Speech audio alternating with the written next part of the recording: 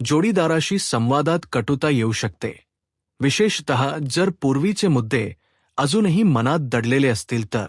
शत्रू किंवा विरोधक तुमच्या आर्थिक प्रगतीला अडथळा आणण्यासाठी सूक्ष्म डाव आखू शकतात.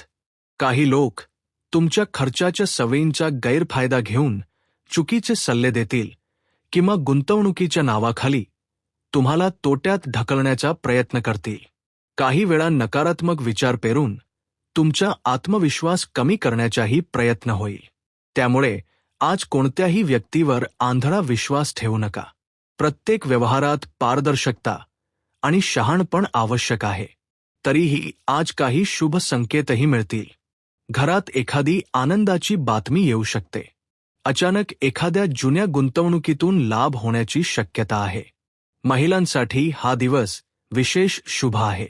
एखाद्या धार्मिक किंवा सांस्कृतिक कार्यक्रमात सहभागी होण्याची संधी मिळू शकते. शुक्रवारच्या दिवशी देवीची आराधना केल्यास घरात सकारात्मक ऊर्जा वाढते आणि वाद कमी होतात. आयुष्यातील एक महत्त्वाची समस्या म्हणजे वाढता खर्च आणि त्यातून निर्माण होणारा आर्थिक ताण.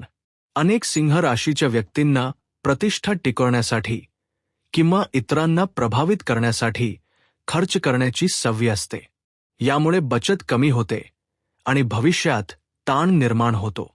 या समस्येवर उपाय म्हणून आज संध्याकाळी महालक्ष्मी समोर एक छोटा तांदळाचा ढीग ठेवून त्यावर एक चांदीचे किंवा साधे नाणे ठेवावे.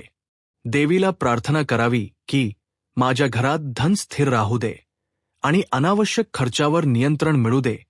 त्यानंतर तो तांदूळ आणि नाणे दुसऱ्या दिवशी मंदिरात दान करावे. दर शुक्रवारी शक्य असल्यास पांढऱ्या गोड पदार्थाचे दान करावे. यामुळे आर्थिक स्थैर्य वाढेल.